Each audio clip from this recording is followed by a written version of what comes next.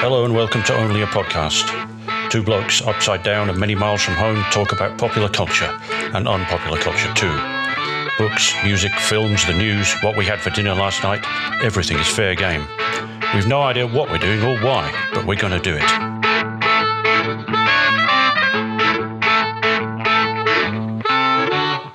Hello everyone, this is episode 19 of Only a Podcast. We're back. How you doing, Captain? Good, all right, kia ora whānau. Here we are with another cornucopia of culture. Cornucopia of culture. Oh, something like that. Yeah, it's easy for you to say. Yeah. We're lucky to even be here because we're having all sorts of technical problems, aren't we, at the minute, trying to make this thing record. We're at different ends of the country, and I don't think the old network's too good at the minute. No, the string's just too wet. The string's got wet. It's been, for those who are not in New Zealand, it has been absolutely chucking it down the last couple of days. Yeah. So you might even hear some rain come through on my mic. It's pouring down. Yeah. So, horrible weather. But we're professional podcasters, so we'll keep going. We press on. The life raft is blown up and ready to go.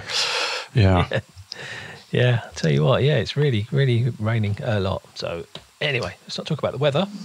What have you been up to, Captain? Anything interesting? Been up to, let's just dive right into the main event, basically. We went to the theatre. Oh, dear. No, it's jolly good. We went to see, it's obviously after the rest of the world. You've probably all seen it, folks, but it's only just made its way over here. So we've been to see Girl from the North Country, which is a jukebox musical, if you want to be not very charitable about the whole thing, but it's written by a guy called Conor McPherson, who was given access to the entire catalogue of Bob Dylan songs by Bob, who basically said, there you go, mate. It's a good idea you've got there. You can use anything you want out of the catalogue. In a rather old-fashioned way, I think he read that he sent him a large box of physical issues of stuff. So Bob CDs turned up in the post or something like that. Anyway, maybe I'm wrong, but it certainly worked. And when you've written as much as Bob has, maybe it's not a giant surprise that you can get a musical out of so much content. But it's a sort of Depression-era tale, the large cast. Basically, it's about a guy called Nick Lane, who's the proprietor of a guest house, a run-down guest house in the 30s. And the bank's going to foreclose, and he's trying to save his family from homelessness. His wife's suffering from dementia, and their adopted daughter, Marianne, who's black, and she's 5 months pregnant, and the identity of the father is a complete mystery. The guests in the guest house all have their own various woes, which I won't go into too much. And late at night, during a storm, there's a reverend come Bible salesman turns up, and a down-on-your-luck boxer arrive looking for shelter, and that kicks off quite a few plot lines, which changes everything for everyone present. And it's great. It's the ensemble singing, the choir, I guess you want to call them, is really powerful, really tremendous stuff. And it took me into an area of Dylan's music that I don't really know about too much. Everything sort of post-Desire, which is 1976, I think. Everything after that, I've listened to some, but it didn't grab as much as that. But certainly with the era that's portrayed in the stage show, Bob's current music, when he's dipping back into blues and jazz, fits really well. There's one of the songs in it, Duquesne Whistle, is from his 2012 album, but it's a piece of jump blues and it fits right in, as does the stuff from Dylan's Born Again period, which is sort of gospel related and again fits fits that story quite perfectly. And it's great. It's a very light scenery. What am I going to say? There are just flats on stage and furniture and lighting. It's not heavily staged in a way, nothing gets in the way of the music really. And it can be found on the streaming services. The Broadway cast album is out there, so you can check that out. It tampers with some of the songs in a way Bob does these days, basically. For those who don't know, I think we've said before that Bob messes with his stuff because he's played it 40 million times, and he likes to rewrite things and have different tunes. So that's a kind of a nod in the musical as well. And I saw it in the Civic in Auckland, which is a late 20s example of atmospheric theatre. It was refurbed in the 90s.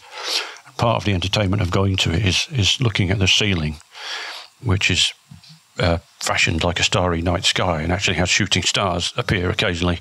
Then there's large statues of panthers with lights in their eyes and a kind of, Moorish, Abyssinian type decor with palm trees and columns and it's pretty wild. And it's also sounds a bit fancy. It is fancy. It's very fancy. So that's part of the entertainment. You can look around for a few minutes, while you're eating your popcorn or whatever. And it is where I last saw Bob himself in 2007.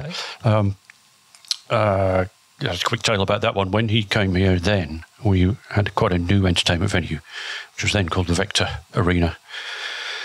It's now called Spark Arena, and in the early days they had some terrible problems with acoustics. And when I saw last time Bob, that's also the first time I saw Bob. And I was desperate to see him, and I thought, oh God, do I have to go somewhere where it doesn't sound good and not use having Normo Dome? And they seem to have solved the problems of that somewhat these days, but in those days I was very nervous about it, and I delayed getting tickets, and it sold out. And I thought, oh well, let's solve that one. And then he booked another gig, which was at the Civic, which is at least half as big. And I thought, great. So I went there and enjoyed it very much. So, that's what we've been doing in the entertainment world. Speaking of things coming to New Zealand, I saw the other day that you've got a Gilbert and George exhibition over there. We have, and still haven't got down to that yet. We fully intend to go. Yeah. Yeah, I went at the Tate Modern in London a couple of years back to Gilbert and George. Yeah, I love their stuff. It's great. I used to see them around quite a lot because they live and work just around Brick Lane area, East London, just bordering on the city. And I used to see them around quite a bit. You can't really miss them when you see them out on the street. Yeah, kind of dressed the same, dressed like English gents. Fascinating. There's a good documentary about them as well. It's out there somewhere. You'll find it somewhere, I'm sure. For those who don't know, we're talking about Gilbert and George, the artists. So Google them. Interesting stuff. Yeah. Okay, so you went out. Well done on that. All right, I'll start bashing through my list because, as usual, I've got a list full of crap, really. But I'm going to start with Chopsticks. Okay. What? A bit. Yeah, I know. It's popular culture. Well, one thing that's popular with me is eating noodles. Okay. Chopsticks. Right now, I really don't want to appear culturally insensitive or anything like that. But why? Why do we do it? Why do we use chopsticks? And I do it. And if I cook anything at home that's slightly Asian influenced, I get out the chopsticks. Why? I realise there's cultural things and traditions and so on, but knives and forks and spoons are better in every single way, aren't they? Why are we using chopsticks? And we all do it, and we can get by. But I've given up now. I'm just like, why am I doing this? Yeah, fork. Get that food down my belly as quick as possible. Yeah, we all do it. Most of us do it, and I just don't know why. And even in the countries where they use them, normally, day to day, why? You've got iPhones and you've got all those things. So, get some forks and spoons and stuff, maybe. I'd just like to say that I don't. Good on you, because you're a bloody Yorkshireman. It seemed like it was something I would have to learn, having tried it. It's like I really have to learn how to do this. But I'd rather. There are lots of other things I'd quite like to learn, I think. To play the tuba so or something. it really just escaped me. And now there are restaurants in town where you are in trouble because they don't have forks. But I've learned where those are. And a spork is quite handy, a little camping spork. A pocket spork. It's pretty useful in those sort of scenarios. I can use them. I can do it, but I just wonder why. Yeah. I could swim across that river, but I'd just walk over the bridge instead. You know what I mean? It's. I guess. I don't know. But I don't know if really don't wish to offend anyone by saying that. But no. Yeah, I just had a bit of a rant about chopsticks. So when we lived in the previous house, it was close to a Cantonese restaurant, and the lady of the house, the organizer, she was definitely an organizer. It became a joke that could I have a $10 fork? Because they did have knives and forks, but she would come up with $10. It's $10 if you want a fork. So after that, whenever we went there, I would go, "Can I have a $10 fork?" Now they weren't $10; they were free, but you did have to ask for them, and you did have to suffer the slightly jocular. It's $10 for a fork arrangement. Crazy. Yeah. So anyway, a little rant about chopsticks. I'll go on, shall I? With a few bits I've been digging lately, a few things I've been watching and what have you. So I've sort of channel surfing on the Tele because I've come. I think I might have said this before. I've come. I don't know how many thousands of miles away from home to New Zealand, only to find bloody Gordon Ramsay and that Italian chef. Oh, I can't stand him. Gino thing. Yeah. Anyway, I find people like that on my telly, even this far from home. So I immediately change channel when they come on, and I find myself watching this show called Al Murray's Great British Pub Quiz. I watched it last night. Brilliant. Now, it's just appeared over here. I looked into it, and it actually it was on 2019 in the UK. Yeah. So it's old, and they only made one series, I think, and that was the end of it. But it's great. It's Al Murray, not in character. It's Al Murray, and he's assisted by Sean Williamson or Barry off EastEnders. And it's set out like a pub, and it's a pub quiz. Yeah, and love it. And it seems to be on all the time now, so we're going to start to see repeats a lot. But I've been enjoying Al Murray's Great British Pub Quiz, and it seems to be on at just the right time when there's something I really don't like on the other side. That's handy to be able to switch over from. As we've talked about before, Bradley Welsh in his filling up his screens, or that's the Scottish guy with the long hair who does history, Neil Oliver. It's about time to switch him off. He's not. He's fallen out of favour, hasn't he? He certainly has. Yeah. So there are things like that. I could do a few more, but it'd probably be quite surprising. Maybe there's another guy. There's another guy who I switch over all the time. That's Richard Ayoade. Sorry, I can't be doing Rich. Sorry, not really. Quite a big fan. Oh yeah, quite a big fan myself from early days. I mean, he's some of the stuff he did, Garth Marenghi's Dark Place and all that stuff way back in the day. Yeah, and the IT crowd. Yeah, okay. Well, that's an episode in its own right, isn't it? Yeah, dude. Make you turn over. People who make you switch off. Yeah. I've been getting on with Only Murders in the Building. Season 2, episode 4 is the latest one. It's one of those where they just release a new episode every week, so you can't binge watch it. And it's great. It's getting better and better. But getting the reappearance of some old characters coming back into it in season 2, and some new characters are appearing. So, still strongly recommending Only Murders in the Building. Cool. I've got a new podcast as well, which has kind of come my way, which is called Curl Up and DI. Very, very poor title. Curl Up and Die, DI, as in police inspector. I don't know if you've seen this one, Captain, but it's Jim Moir, aka Vic Reeves, and he's got some of his buddies in it. Morgana Robinson is in it, and she's just brilliant. Mark Benton is also, Mark Benton. Yeah, he's the one who you know Mark Benton. He played Eddie in Early Doors. That's how I remember him best. And Catherine Kelly is also in it. She was in Coronation Street, but she's she does all sorts of those kind of ITV dramas these days. She's a great actress. And it's one of those, typically, as a Vic Reeves invention, it's about a couple of detective inspectors, a couple of murder detectives, as they call themselves, in this Yorkshire town, fictional, I guess, called Slatby or something like that. And there's been 2,000 murders in this town. There's about 200 murders a week. And they don't seem to be able to solve them. And somehow they end up teaming up with this couple who run a hairdressers. And it's a lot of it's improvised, and it's all very surreal, and it's all a bit weird. So I'm not sure how I am with it yet. I've only heard the first episode.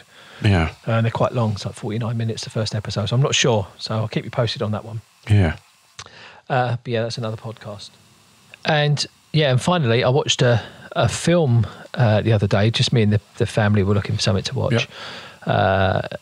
It's quite awkward. The kids are at an awkward age when it comes to watching films together because, Gracie's a bit too young for some stuff and Lois is a bit too old for some stuff. And it's hard to find a film. But I did find one on Netflix, How to Build a Girl, which is based on the book by Caitlin Moran, which I happen to have read less than a year ago. I thought the book was pretty entertaining. It's kind of semi-autobiographical, I guess. It's a drama loosely based on her experiences as a teenager coming down to London to be a music journalist. And anyone who was around that time, 84, 85, whenever that was, and she kind of burst onto the scene on the TV as a teenager, and she was quite a phenomenon, really, at the time. The film was all right. It was all right, it was pretty true to the book, I would say. And it was all right. It was solid 3.5 stars if you want a bit of a laugh and a bit of drama as well. It was pretty good. Yeah. Yeah. This lines up with something that I'd previously thought to talk about, which was prompted by me reading a review of a film this week. Because I'd seen the trailer when we went to the cinema the other week, and the trailer was Where the Crawdads Sing, and I thought, okay, not familiar with this at all. A Reese Witherspoon film, apparently, producing, I think, and one of the best-selling books of all time, as I found out when I looked it up. I thought, not actually heard it myself. I'd heard it referred to in lists and things, but I've never read it. No. And I read the review in the Grawn, 2 stars out of 5, and it got a bit of a slating. And not for extending premises too much, and one or two other things. And it got to thinking about something we can maybe ask about, which is, you ever read a book and then been to see a film and been incredibly disappointed, or completely overjoyed that they got it right. It's an odd thing. It made me think straight away about Elmore Leonard, the crime writer, but he also wrote westerns, who was an absolute master of dialogue. To the extent that some of his books don't really have much description in them. You just have to follow along with the characters, and it's so absolutely well written that the characters immediately establish themselves in your head, and that's all you need, Yep. With the occasional scene shift.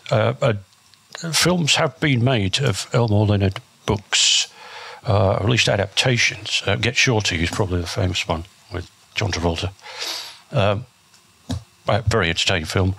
Also, Out of Sight, the George Clooney, Jennifer Lopez vehicle, which sounds absolutely terrible, but it's not. It's pretty good. Jackie Brown, that's another one. Although he didn't call his book that. It was called Rum Punch? I think so. Maybe I'm wrong. Yeah, because I've only read one of his books, and that was sort of on your recommendation, and I didn't know that he'd written Jackie Brown. And I think I read the one, I can't remember what it was called now, and it was the one that came before Jackie Brown. He introduced those characters. But I can't remember what it was called. That would be Get Shorty is the one. Was it? Yeah, it could have been. Yeah. Yeah. Okay. No, hang on. It's about the tennis player's wife. Get Shorty's the film one. Yeah. We do it very well here for an Elmore Leonard fan, aren't we? Yeah. Anywho, my point gives also the follow up to Get Shorty was called Be Cool, and I thought, oh great, another one, brilliant, and that wasn't quite so good. So why was it so difficult? You'd think if the guy got dialogue that well, that the screenplay was almost certainly well written, because it's already written. It's already prepared. And then I started to think about all the other things. Of course, The Hobbit being way too long. It's a tiny book, really. It is. Like 6.5 hours of 3 films and extra bits and all that kind of thing. It's probably the only film that takes longer to watch than it does to read the book. Yeah, I would say. There's fantasy films do get a hammering from nerds quite regularly due to their vision's not being realised, which I suppose is fair enough. You've got the thing set in your head.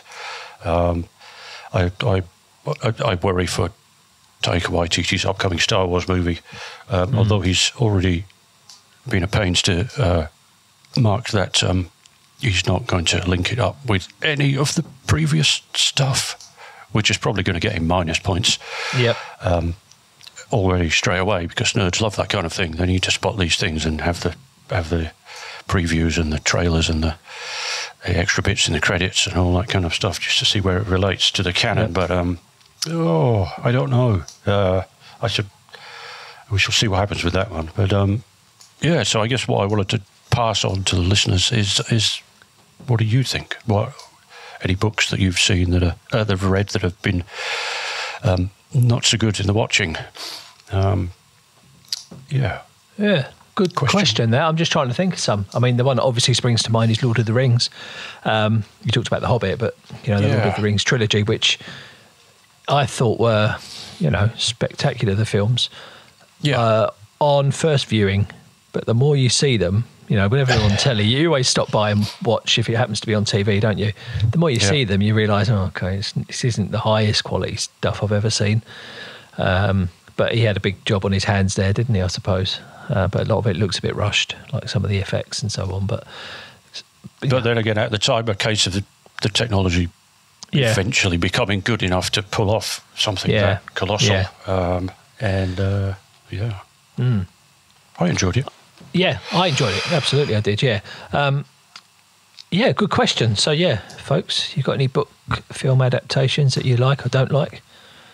Let us know. Good one. We had a conversation the other day, or I saw, it just appeared in my feed, a clip of Shakespeare's sister on Top of the Pops doing that song. Was it Stay With Me, whatever it was called? Yeah. And as some of you will know, that one of the members was Siobhan Fahey, who was a member of Bananarama. The other one being Marcella Detroit. That's a whole nother story. And it got me thinking. So Siobhan left Bananarama, who were a pure pop group, nothing more, nothing less. And she went on to do some pretty kind of serious music, with Shakespeare's sister. It was pretty well received and, she wasn't laughed at. It was, it was credible. And, I asked you the question, can you think of any other absolute pure 100% pop stars that went on to become really good, highly regarded, highly respected musicians? And we couldn't think of that many, could we? No. We had to stretch. Michael. That was George the Michael main one, I think. We had to stretch a point, really. Yeah. I think you also came up with Stevie Wonder, who obviously started out as a very young fellow indeed. He was about 12 or something like that when he started recording for Motown. Yep. And grew up. Yeah.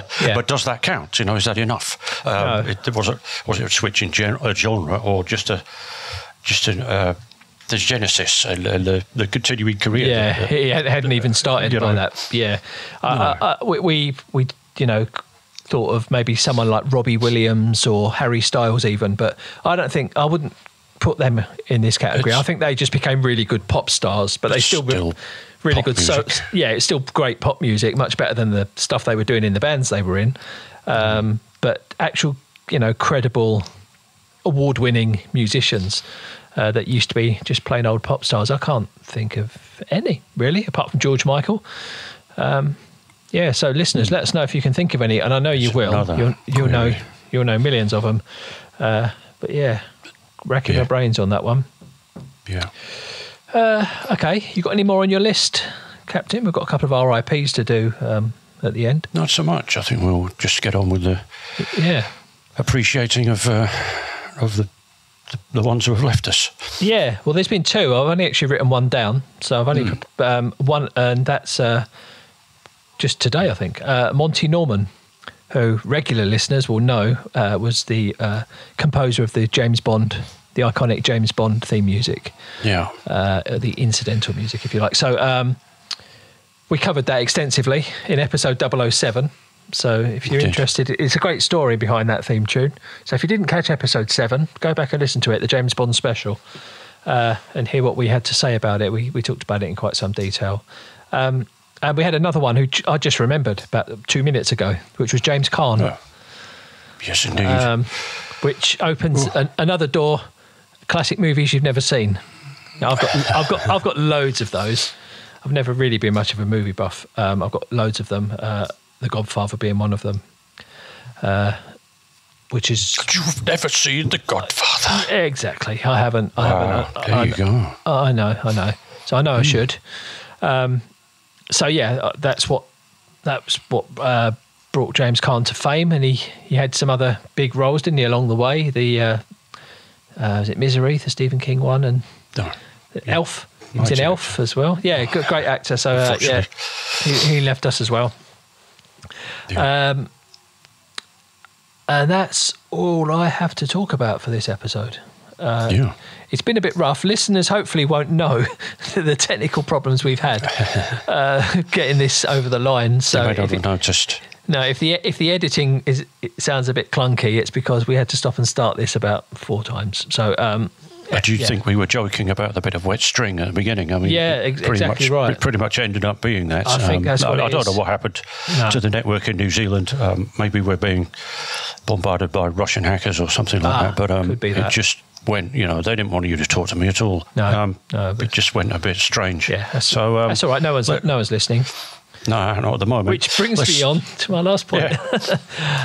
Yeah. So we passed a bit of a milestone this week for the podcast. We passed 1,000 downloads of the show, cool. Which is really good. After 18 episodes, we've had 1,000 downloads, and that doesn't include YouTube as well. We've had a good few hundred over there, I think, as well.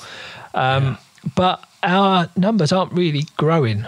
It seems like the same people listening, and you look at the graph of our episodes and they're all pretty much the same. So we want to be growing. We want to be getting out there to more people, and we've upped our activity on social media and stuff like that. But of course, that's only reaching our existing followers. So we would like to ask you, our listeners, to help us along. Really, so leave star reviews, leave ratings. If you like something we've shared on Facebook or Twitter or Instagram, then please reshare it, retweet it, repost it, whatever you want to call it. Just one reshare will be cool. Yeah, until to your people. Yeah, exactly. We really want to try and get our numbers up. We want to get out there to more people, and it's proving quite hard to do. I'm not sure why, because I think the content's all right and it's regular now. We're kind of consistently every 2 weeks now putting out an episode. Please help us out if you can. You obviously must like what we're doing, because it's the same people coming back time and time again. So thank you to you guys. Let's help us get a bit more. And I think we'll call it a day there, shall we? Yeah. Let's do that. And I'm going to spend the next 48 hours trying to edit this thing together. We can probably take that long. Make sense of it. Right. Okay. So without further ado, say goodbye, Captain. Goodbye, Captain. Okay, folks. See you next time. Bye. I'll tell you what. You've been listening to Only a Podcast. If you would like to get in touch and share your feedback and ideas, we'd love to hear from you. Go to onlyapodcast.com, or you can find us at Only a Podcast on Twitter and Instagram, or via our Facebook page. Remember, it's only a podcast.